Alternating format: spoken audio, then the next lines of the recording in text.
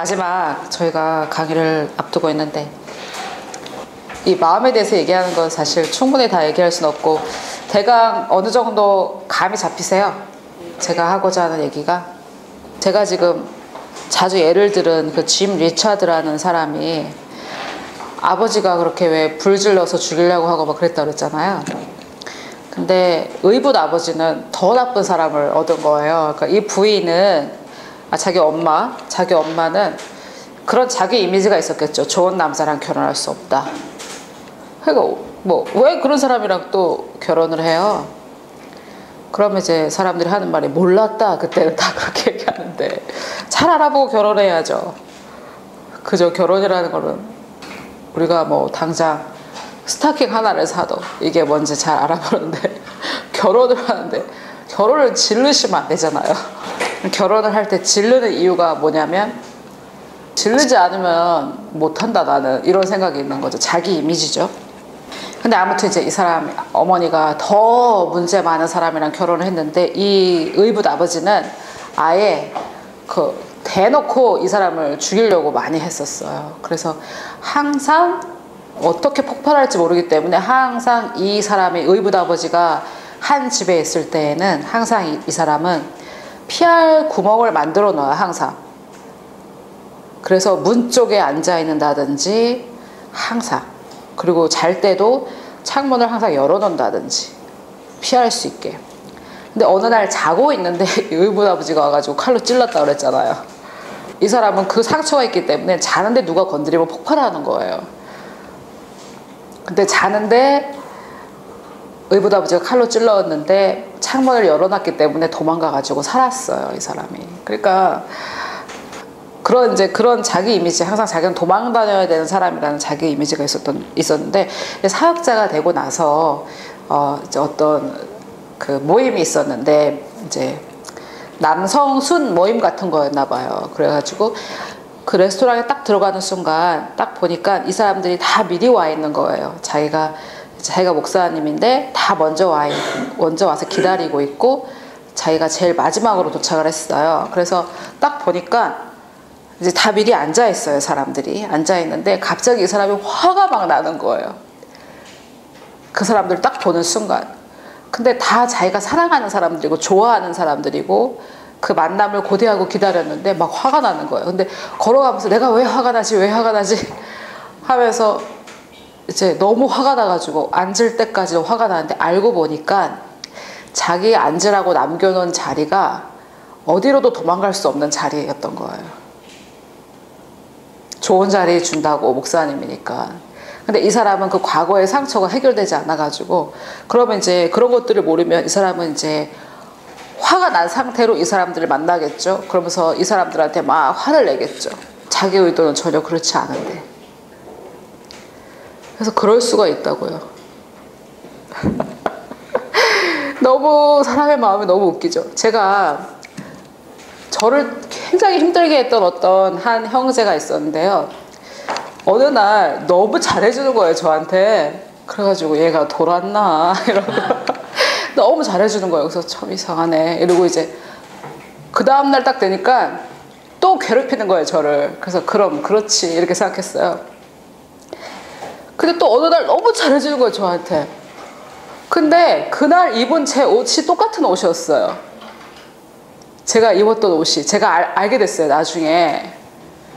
색깔이 제가 위아래 다 네이비로 입었었는데 너무 잘해주는 거예요. 제가 네이비로 위아래 입은 날.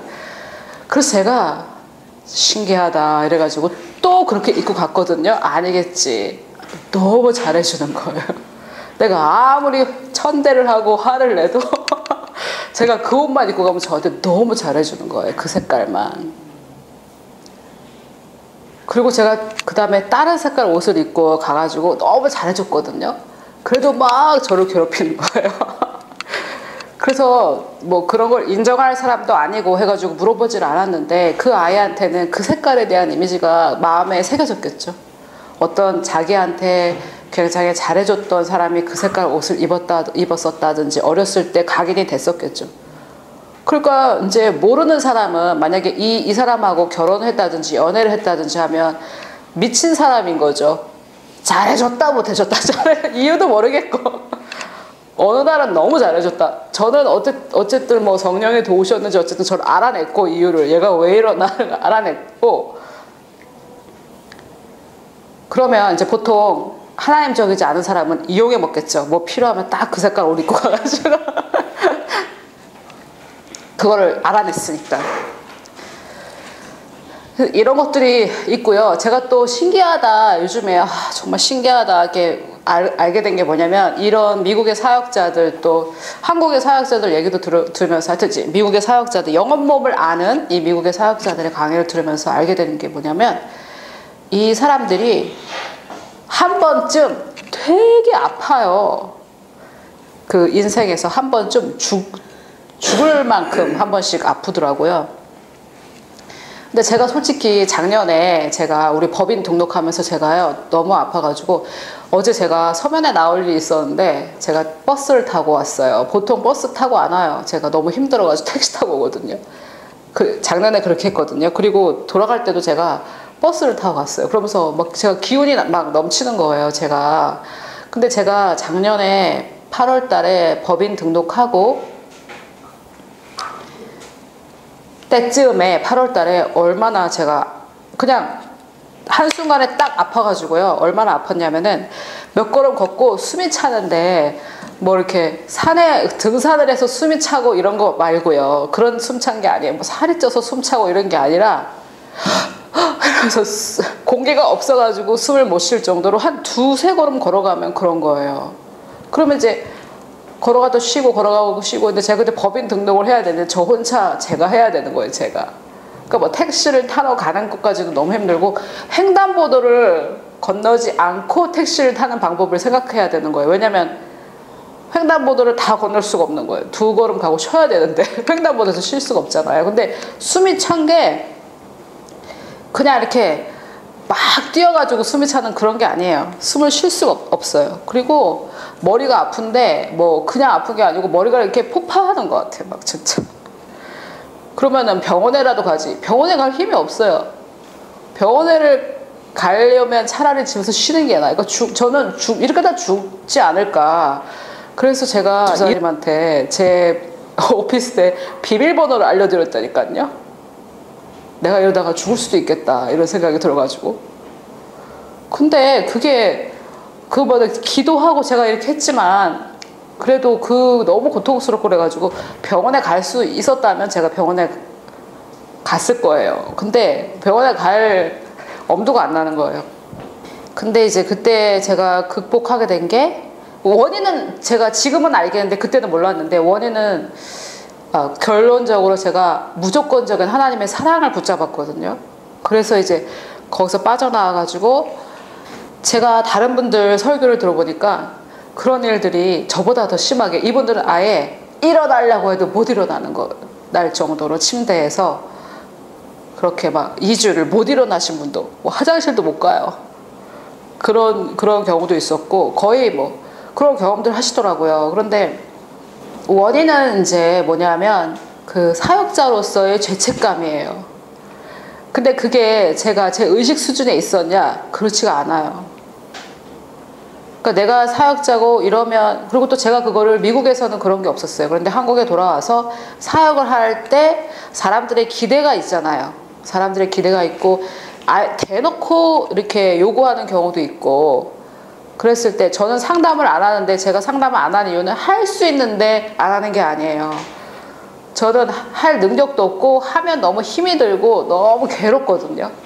근데 계속 그 상담을 요구를 하고 그랬을 때 제가 들어주지 못했을 때 받는 그 죄책감 같은 게 있고 또 제가 그 당시에 서울에 목사님들이 네가 앤드로움의 학교를 나왔기 때문에 이렇게 해야 되고 이렇게 해야 되고 저한테 막 기대하시는 걸 쫙 얘기했을 때 저는 그렇게 할 능력이 없어요. 못해요.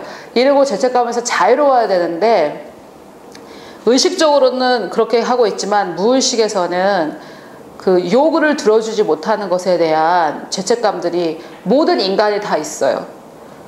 모든 인간이 다 있는데 사역자가 됐을 때 그게 더 크게 될 수 있고 이게 무슨 사역자 하는 그런 죄책감 때문에 그냥 쓰러지는 거예요. 그냥.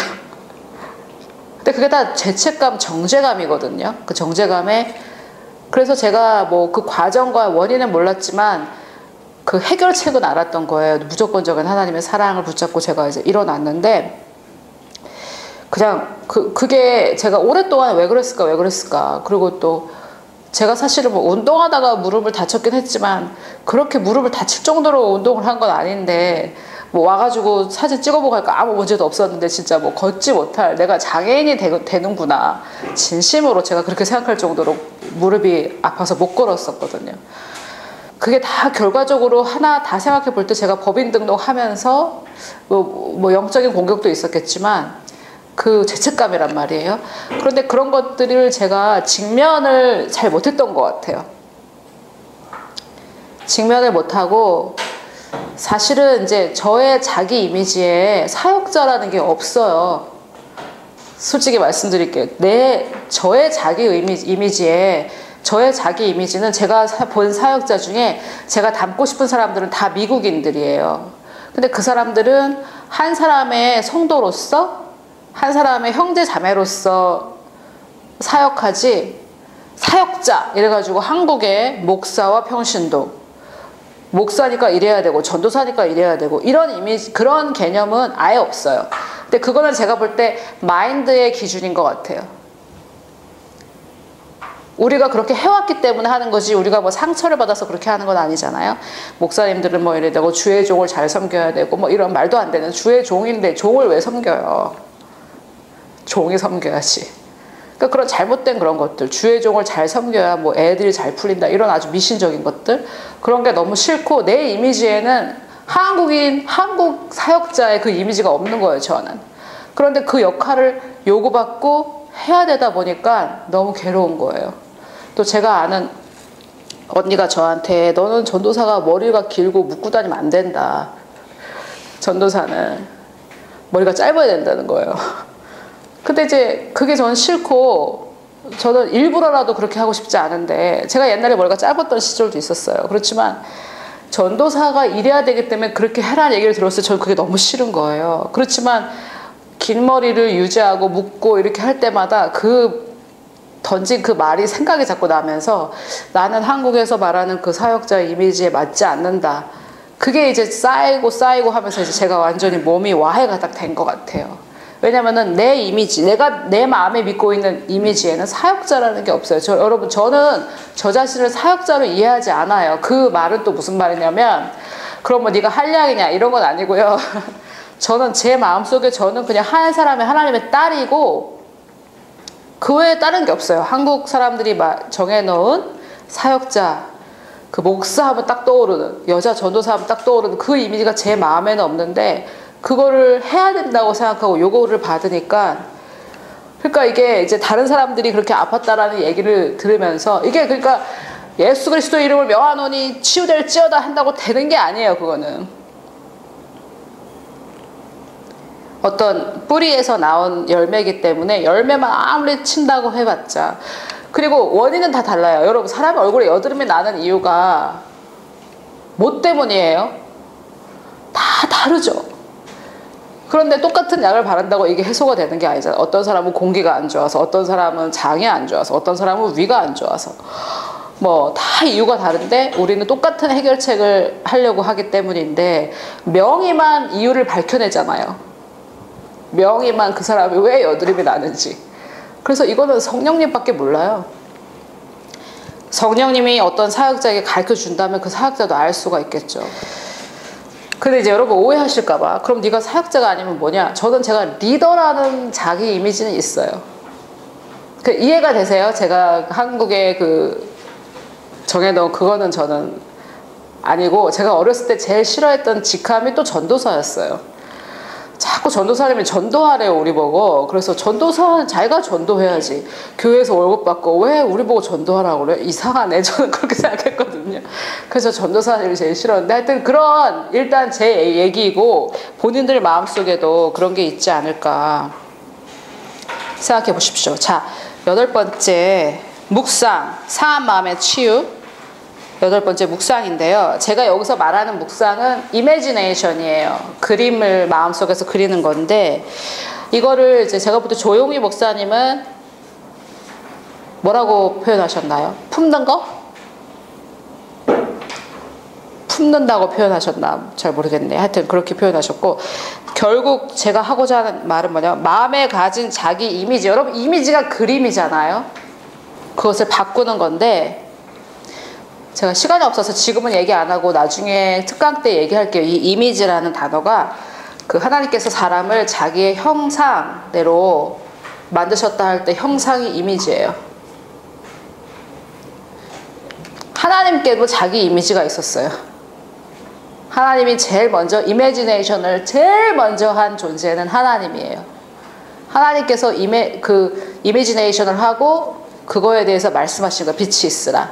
하나님께서 이미지네이션을 하고 그 다음에 사람을 창조하고, 그래서 하나님이 가지고 계셨던 그 이미지가 바로 우리가 된 거거든요. 하나님이 생각하셨던 게 우리의 이미지인데, 이게 다 우리도 하나님께서 만드신 존재이기 때문에 하나님과 같은 활동을 하고요. 그 자기 이미지는 사실 조금 오래 걸려요. 이렇게 새겨졌다고 보시면 돼요. 자기 이미지는. 자기가 평강공주라고 생각하면 반드시 바보 온다를 만나겠죠. 자기 이미지가 그게 그렇게 중요한 거예요. 그래서 그 자기 이미지를 바꾸셔야 됩니다. 자, 거짓자와 참자. 제가 앤드루 워먼 목사님한테 그 질문이 있을 때마다, 그러면 내가 그리스도와 같은 존재라는데 나는 안 믿어주는데 어떻게 해야 돼요? 말씀을 묵상해야 된다. 항상 내가 뭐 질문하면 대답은 말씀을 묵상하래요. 그거 말고도 없냐고. 그랬더니 없대는 거예요. 그럼 말씀 묵상 어떻게 해야 되냐고. 근데 이제 사실은 제가 이 마음에 대해서 강의한 것 중에 앤드루 워먼 목사님이 안 가르치는 내용이 하나도 없어요, 사실은. 근데 이 주제를 가지고 이 주제 밑에 정리를 했기 때문에 새롭게 보이는 거지. 그 앤드루 워먼 목사님도 이미지네이션에 대해서 얘기를 하는데, 사실 이게 조용해 목사님도 얘기했었어요. 4차원 영적 세계에서 얘기를 했었는데, 이제 우리가 좀 더 납득이 되는 이유는 과정을 설명했기 때문에 이제 좀 납득이 되는 거거든요, 이것이. 근데 내가 뭐 인정을 안 할 수도 있고 인정을 할 수도 있는데, 내 마음에서 그렸던 그림대로 우리는 살고 있어요. 아니야, 나는 이렇게 그린 적이 없어라고 부인하고 싶겠지만 사실 그렇지 않아요.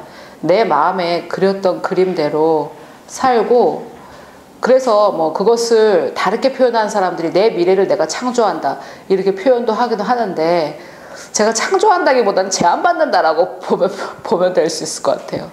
내가 가지고 있는 만큼. 또 마음이요, 여러분. 우리가 믿음과 의심에 대해서 얘기하는데, 의심이라는 것은 안 믿는 게 아니고요, 다른 걸 믿는 거죠. 예를 들어서 제가 예를 들어서 간단하게 오늘 점심 먹고 특강하겠습니다. 그런데 한 2시쯤 마칠게요. 제가 이렇게 딱 얘기했을 때 2시에 마치겠어 하고 의심하는 사람은 2시에 마친다는 것을 안 믿는다기보다는 2시에 마치지 않을 거야 라는 것을 믿는 거죠.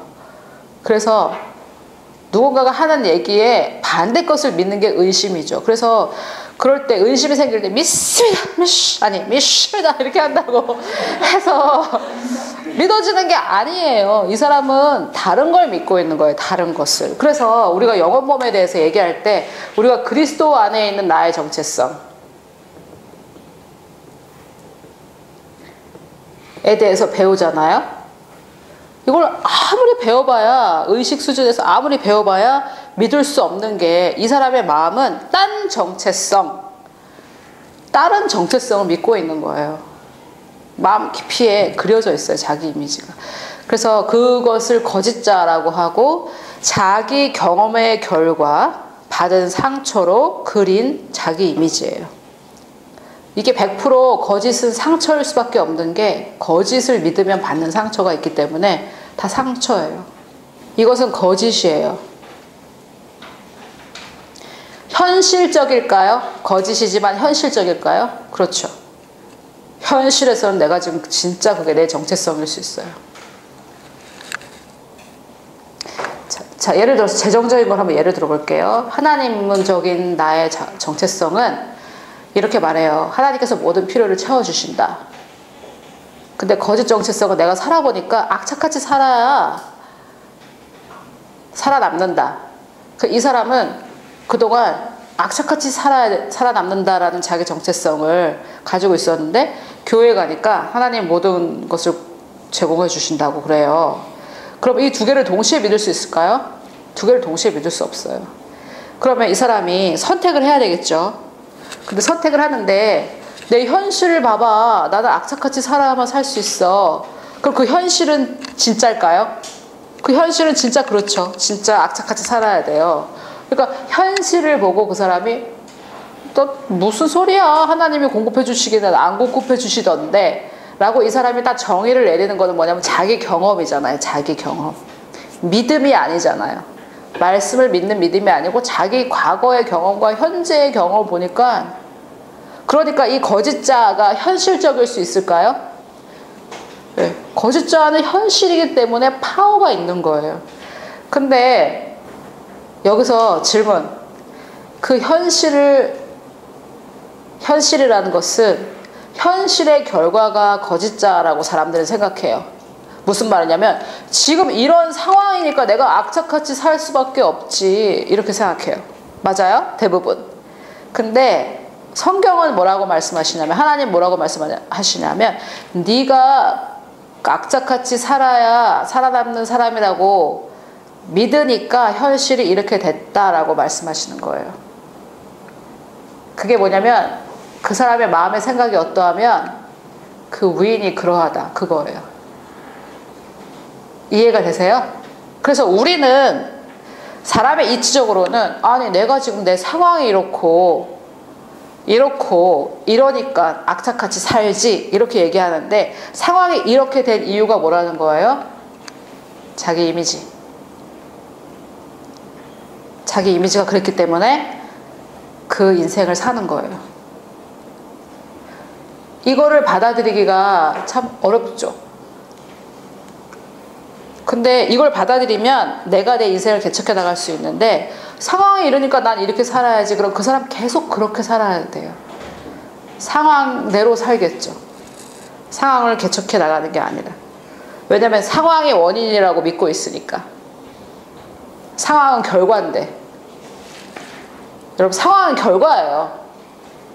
내 믿음의 결과. 아까 제가 그림 보여드렸을 때 이 A라는 애하고 리더가 관계가 안 좋은 상황에 벌어졌으니까 나는 이렇게 할 수밖에 없지 이렇게 말하는 꼴인데 관계가 안 좋은 상황은 무엇의 결과였어요? 이 A의 마음의 믿음의 결과예요. 이해가 되세요? 진짜 이거를 얼마나 많은 사람들이 알며 이것을 인정하고 이렇게 살 수 있는지 참 의문이에요. 대부분 다 상황 탓을 하잖아요. 근데 상황을 탓하지 말고 뭐 여러 가지 말을 많이 해요. 사람들이 그리스도인들에게 문제가 생기지 않느냐? 아니다, 생긴다. 그런데 그걸 극복할 수 있는 힘이 있다. 거기까지는 사람들이 말을 하지만 사실 벌어진 이 상황은 내 믿음의 결과였다. 이거를 말을 해야 된단 말이에요. 100% 다는 아니죠. 왜냐면 경건하게 살고자 하는 사람이 핍박도 받으니까요.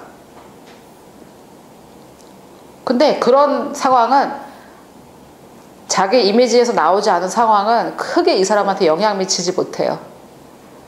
무슨 말이냐면 베드로가 거꾸로 달려 죽을 때 그 거꾸로 달려 죽는 그 상황이 베드로에게 크게 영향 미치지 못한다고요.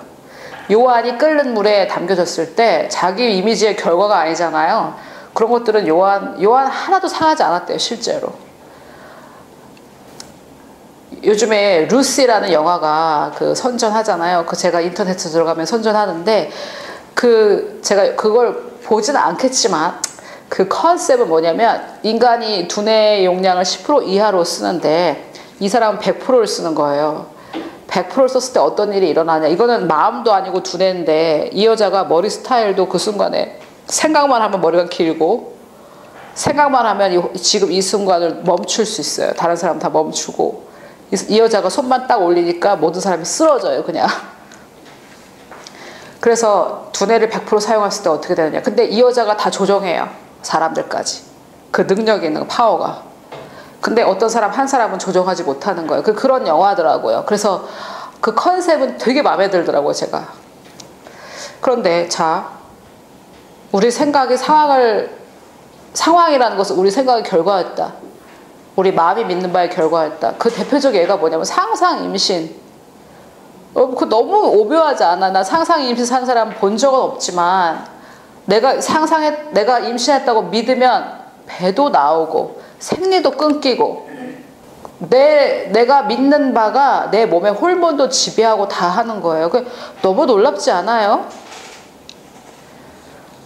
상상 임신이라는 게 존재한다면 상상 임신이라는 것을 아는 사람이 신의 존재를 거부한다. 저는 그건 있을 수 없는 존재이라고 생각해요. 동물은 상상 임신 못해요. 사람만 가진 기능이란 말이에요, 이것이. 하나님의 형상을 닮았기 때문에. 그래서 이것을 이 상상이라는 것, 우리나라 말로 상상이라고 번역되는데 이것을 우리가 활용할 줄 알아야 된다 이거예요. 충분히 이거 활용할 수 있고 활용 안 하는 것 같지만 지금 다 하시고 계세요. 안 하는 게 아니에요. 다 하고 계세요. 활용을 다 하고 묵상도 다 해요. 걱정도 묵상해, 걱정. 지금 여기서 강의 들으시지만 집에 내가 그거 해야 되는데 어떻게 하지? 다 걱정이에요. 그거 다 걱정은 부정적인 묵상이거든요. 자, 그래서 여기 보시면 거짓자는 자기 경험의 결과로 받은 상처로 그린 자기 이미지고요. 이것은 굉장히 합리적인 것 같고 현실적인 것 같지만 거짓이에요. 제가 보라고 했던 영화 다이버전트라든지 매트릭스 같은 거 보시면 세상도 이미 이걸 알고 있어요. 현실적이고 경험에 의한 지식이지만 실제가 아니라는 것 세상도 알고 영화 만들고 난리 났어요. 자, 거듭나는 순간 받은 예수 그리스도 안에 있는 나의 정체성, 이게 진짜 참이에요. 그런데 참 안에서 사느냐 거짓 안에서 사느냐는 충분히 우리가 선택할 수 있어요. 내가 지금 현재 살고 있다고 해서 그것이 참은 아니라는 거예요. 거짓자, 그래서 나는 이런저런 경험을 하였고 사람들이 나에게 이런저런 말을 했기 때문에 나는 이런 사람이다 라고 결론 내리는 것, 이게 거짓자예요. 그래서 이것이 긍정적이든 부정적이든 상관없고요. 자기 의에 의해 근거한 죽은 행실일 뿐입니다. 아까 우리 집사님이 간증하셨으니까 예를 들면 내가 이렇게 사람들을 섬기고 하기 때문에 나는 좋은 사람이야 이런 거 있잖아요. 처음부터 죽은 행실이라는 거예요. 그래서 히브리서 6장 1절에 보면 이 죽은 행실을 회개해야 된다고 하거든요. 그래서 성경이 회개하라고 하는 말은 뭐냐면 자기 의를 쌓는 행동들을 회개하라고 그래요. 자기 의를 쌓는 행동을 회개해야 되는 거예요. 사실 자기 의가 최고의 죄이기 때문에 그럴 수도 있겠지만 거기 보면 원수의 공격의 대상이 된다라고 제가 써놨는데 제가 그렇게 아팠던 거 이런 것들 다 있잖아요. 내가 이렇게 하니까 해야만 이렇게 훌륭한 사역자다 이런 것들 있잖아요. 그런 거. 그러면 이제 원수가 공격하죠. 너 충분히 잘하고 있냐? 항상 이렇게 공격하죠.